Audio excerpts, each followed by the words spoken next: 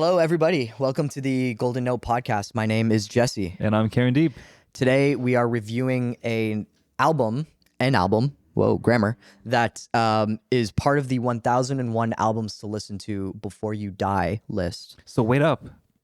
Wait up, stay alive, check out this album because it is a very good album. And so look at our description underneath this video to kind of understand a little bit more about the series that we're doing and the author that kind of started this whole list that we're kind of using for our podcast here.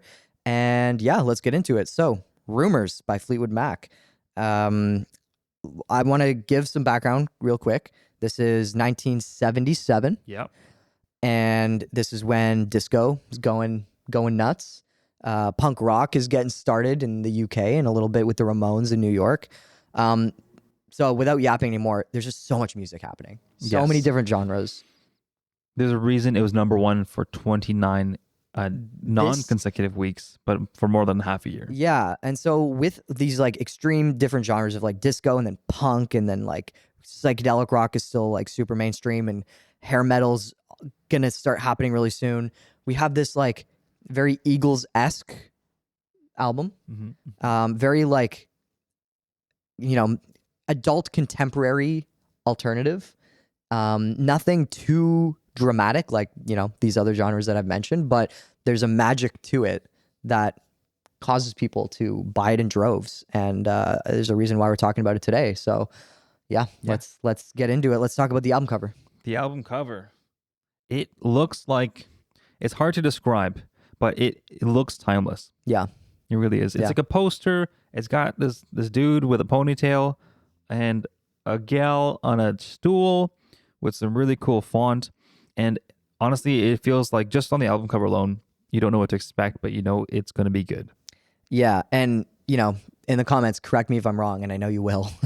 But from what I've read, this wasn't actually as posed or scripted of a photograph as you might think, because it does look very scripted, but all of the costumes were stuff that this guy, oh my gosh, I don't remember his name. It might be Buckingham, Lindsey Buckingham, but and if it is Lindsey Buckingham, they dated Stevie Nicks and him. But anyways, that's his like common stuff that he wear on stage. Badass. Yeah. That was like his look. And then Stevie Nicks just like kind of randomly, naturally posed like that when they were taking photos. And it wasn't like, if you stand like this and he stands like this, it will symbolize this. That's not what happened. Right. Apparently. It was just impromptu. Like impromptu. She's just like, let me do this. And he just had these clothes that were like super cool. And it was like, click, cool, moving on. And what's interesting about this too is like, he's letting them hang. Yeah. I don't really know exactly what's going on, but something's hanging there. There's something hanging. Yeah, I love the font too. It's great. I would pick this album up in the shop if this were 1977 and this first came out, for sure. Yeah. Yeah. And the name Rumours is definitely cool too. Mm-hmm. Yeah. So tell me about your impressions of this record. Maybe your first listen through. What's your kind of general take so far? So my general take is I know a lot of songs already. Yes, likewise. Because likewise for you as well. Okay, yeah, because they're so classic, right? There's so many classics off this album that were on the radio and you can't get away from, and you don't want to get away from because they're that good. Dreams, Chains. Yeah. Some of those songs that you just know, you've heard them before. Yeah. And Dreams is an interesting one because it had a revival a few years ago. Because there was like this, I don't know if you remember seeing it, but there's like this viral, I think it was viral TikTok. This guy was like longboarding in California and he was like, he had some sort of drink and he was just like, it was a sunset behind him and he was just having a great time. This guy in like his 50s and he just like was skating to Dreams by Fleetwood Mac. That was like the audio in the TikTok and people just loved it. And then that song like entered the charts. Because like it introduced a whole new generation to the song and they realized like this song is like magical, and it really is. The bass in Dreams is just like entrancing. I feel like I've used that word a lot, but some great guitar swells in it. Great guitar swells. Stevie Nicks' vocals. Oh, such a distinctive singer. It's so interesting to listen to and review this album at this day and age because of that fact that the way we interact or share music nowadays has almost a complete different purpose. When I listened to this record, I felt like these songs were designed or could have been designed for a live audience. You know, the concert goer, the one who wants to play the record in their living room and invite their friends over, that kind of very social, intimate, physical environment. However, in that setting, in that example that you shared about the revival, the audio being on a TikTok video and kind of showing a great time, it's almost like an echo of that good time. But at the same time, it's unique to what we're seeing because that's not something that you can share communally. Examples skating around, you know, in that setting. That's kind of like a capturing of a performance that, with the right audio, evokes it enhances the experience of that moment. And in our individualistic society of us, how we share music in this form of TikToks, adding audio over it, or like soundtracks and things like that, we can reimagine what we capture on video to further enhance that experience, but we lose kind of the social element to it, or we de-emphasize the social element to it, and how we engage in that music and how we find it meaningful. Where my instinct to this album was, I want to share this music with my friends and like go see them live. 100%. But then when there's still excitement from these songs, and there's still something about these songs that just always enhance the moment. And that's why I feel like it's timeless. Yeah. You're absolutely right. Yeah. Yeah. Something that I think you'll find interesting is apparently the mantra while they were writing these songs and recording these songs was, we need, no matter what, we need to service the song. Like, we need to do whatever it takes to make the song live up to its full potential. Great. And apparently for the band, this involved, like, you know, saying, especially with the lyrics, like really diving into things that maybe they didn't want to, but because it serviced the song, they were like, we have to. And sorry, I'm going to yap for one more thing.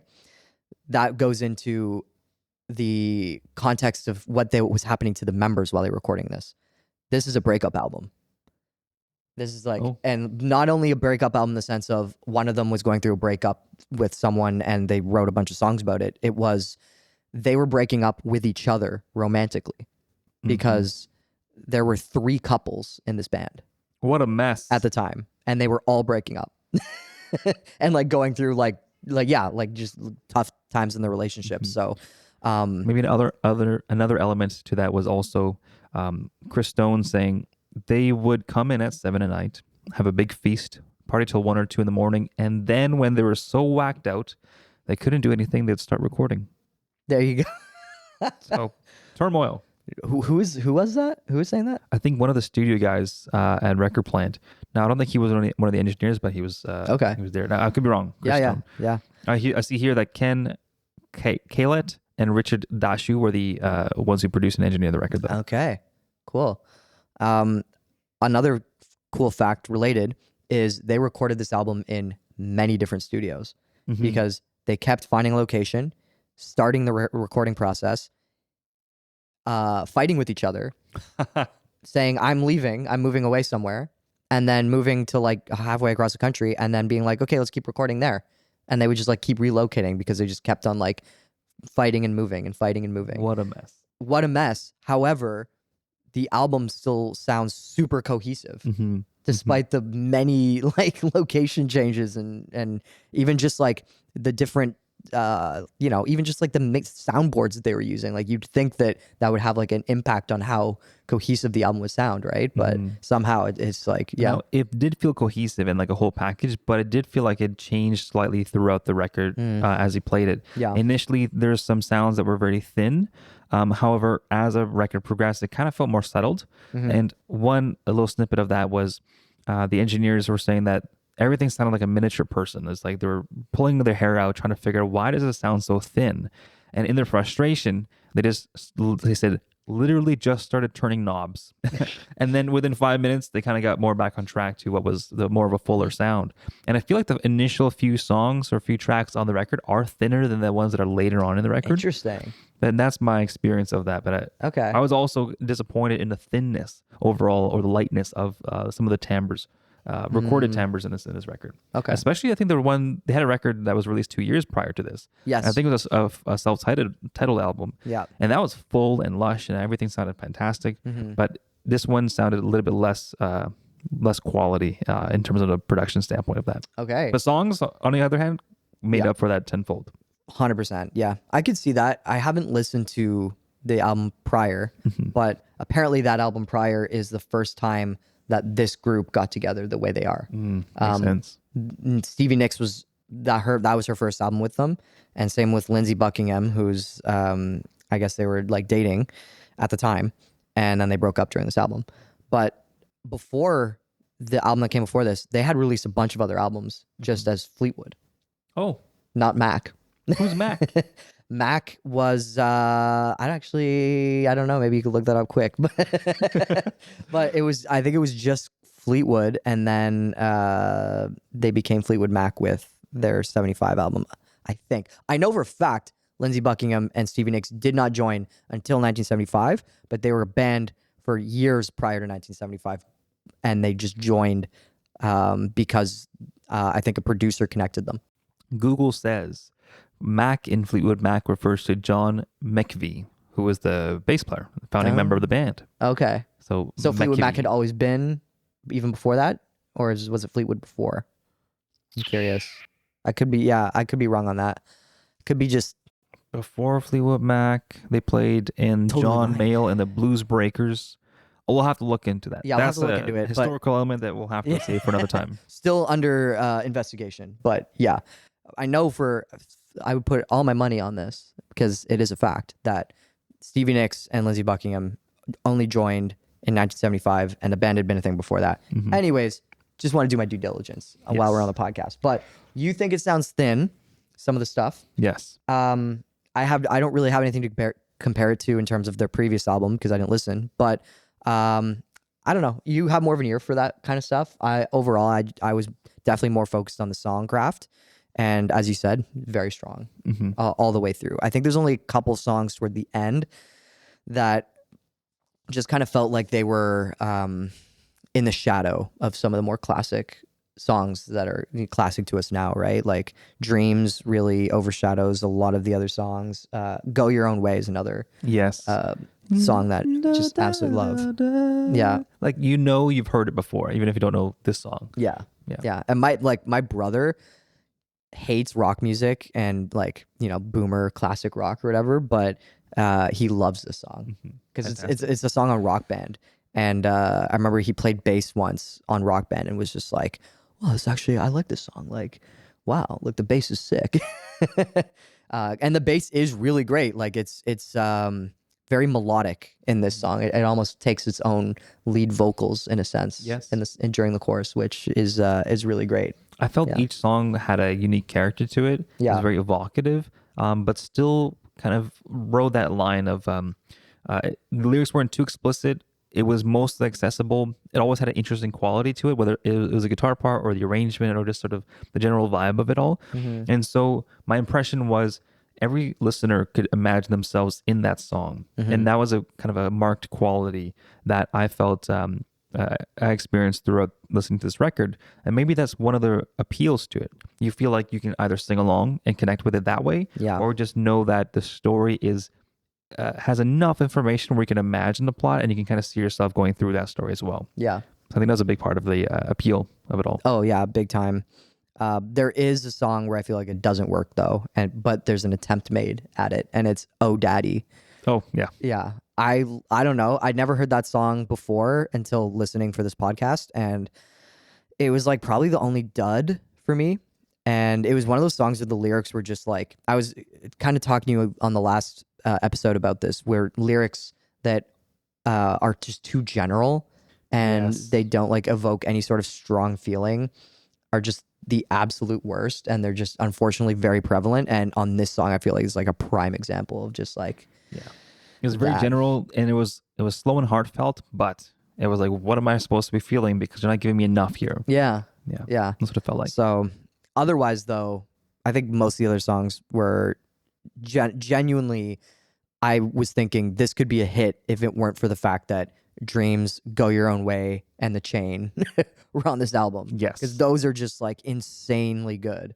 And these other songs could be hits, but they were just, at least in 2026, they're less appreciated. I'm assuming back in 1977, like every song on this album, I think, was receiving a ton of radio play for sure. Yeah. I want to say for Chains, like I've heard the song a million times. Yeah. But listening to it in this album fashion, with a little bit more clarity, the bass line transitioning into this guitar solo that took it out was fantastic. Yes. That breakdown. The breakdown. Yeah. It was amazing. Yeah. Yes. Yeah, it's so good. Yeah. And things like that with the electric guitar, it was used sparingly throughout all of this, but every time it was introduced or had a moment, it was tasteful and very useful. And you just know when they came up with that for the song, they were like, we're millionaires. Like, this is amazing, like just one of those moments, right? But yeah, great. We have track. a moment in one of our songs where there's also a bass line, and I had a feeling that we're millionaires. We're gonna be now. millionaires. Yeah. That's gonna come out on the new album, so yeah, stay tuned. Stay tuned for that for sure. I love how we're just like comparing it to Fleetwood Mac right now, though. It's like, yeah, for sure. Why not? But yeah, the bass. You're right. That bass line is pretty sick, and the bass line on The Chain is amazing. One other song I want to mention. So we got The Chain, Go Your Own Way. Dreams is another classic. I will say Songbird was a new song, or a song that I hadn't heard before. And I only listened to based on this session, and it's amazing. I was very happy to find a gem in this album that I hadn't heard before, and yeah, just the whole sentiment is gorgeous. It almost felt like a Paul McCartney song a little bit. I don't know. It was just the whole arrangement was just beautiful. It's very much, it could be like a wedding song, like a first dance song. You know what I mean? So, and I think it's Christine McVie is the one who's singing it. And that reminds me, that might be the bass player's partner, because I think his last name was McVie. Yeah. So it's all the couples happening and breaking up. But yeah, so if you haven't heard Songbird, definitely listen for it when you're going through this album. Overall, do we want to give our overall thoughts? Yeah, I just want to kind of emphasize that listening to a record from this era is so important for young listeners today. The way they made music, the way they connected, even all the drama and turmoil of just living and the messiness of life. Yeah, these are people who are just trying to get something out there, and they have opportunity to do so through music. But all of our lives are equally as dramatic, or they can be equally as dramatic or full of turmoil. But what you do with it is very important to consider, and how you share that is also very important to consider. And I think the product of this record and knowing all the turmoil behind the scenes is so important to remember, because not only is it a testament to like a human achievement, a human creativity to that aspect, but also important to remember that we can share the fruits of these labors and always find new meanings in it. So I would encourage you to listen to this record top to bottom, and even be in the same room with a friend to listen to this record, because it's something that we don't do as much nowadays. And I think that a little bit of our discussion earlier kind of points to the enhancing of a meaningful experience. And even us, or in my case, where I brought up the baseline aspect of things, why not compare us to something as great as Fleetwood Mac? True. Because time will always be forgiving, and we can always be part of that history as time goes on, no matter based on what we make and what we share and how we share our lives around it. And I think us doing this podcast in of itself is a form of that. So in all of you for listening is also another form of that. So engage with the music meaningfully, and then this record points a lot to how we can do that. Preach. These are my little claps for you. These are. Did you know this is like in slam poetry? You do this, yeah. I love that, man. Super well said. Yeah. Community is so important in general in life, and especially music is a great opportunity to engage in community, and especially with this album.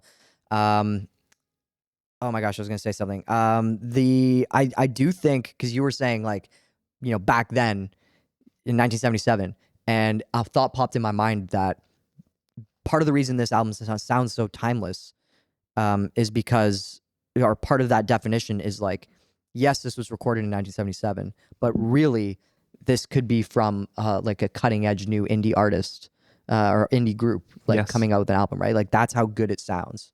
And it speaks to the level of songwriting that allows it to feel like that in 2026, in my opinion. Yeah. Definitely. An idea of timelessness doesn't have to be something that's always full of mystique. It's simply a person taking the time to make sure that this was created. So if you have music that you're creating or you're sharing, there's always time for that. Yeah. One last thing before our scores. Yes. The harmonies on this album are magnificent Yes. throughout. And part of that reason is because they would record them face to face, even though they were all breaking up with each other and they weren't on half the time they weren't on speaking terms, but Wow. they would still sing That's and do the amazing. harmonies. That's Yeah. amazing. So really cool factoid in my opinion. And then, okay. Do you want to give your score? 4 out of 5. 4 out of 5 right off the bat. Cool. What's bringing it to a 4 rather than a 5? There's some duds, there's some little dead spots along the way, and those engineers will be rolling in their graves if they're there, or if they're still alive. Then they'll know. Yes, it was thin. Sorry, bud. Sorry, buds. Yeah. It definitely was something that was distracting as I was listening to the record, Mhm. and I just know that if it had the fullness of their previous record, it would be hard to ignore. Yeah. Like a lot harder to ignore. Because these songs are so popular now, it's a testament to the songs. So I just wish there was it had a lot more support on the audio side of things. Okay. So that's what it's for. Fair. I would also give it a 4. I think the songwriting is great. Harmonies are fantastic. The overall, the thought and care that went into this album is obviously immense. I would just say there were some duds. It feels uneven with such great songs being on the album and kind of overshadowing some of the others, and some of the others just feeling underwhelming in comparison. So for that reason, I give it a 4. But overall, great listen, and I would highly recommend for sure, as I'm sure you would. Yes. But 8 out of 10 ain't bad. Ain't bad at all. Very good score. Doesn't get the gold note distinction, but definitely an album that we would both highly recommend. So Absolutely. thank you for listening, and please leave a comment and subscribe if you want to see more of our reviews, and let us know what you thought of the album. Yes, please share your thoughts. Yeah. Thank you for listening. Thanks. Hey.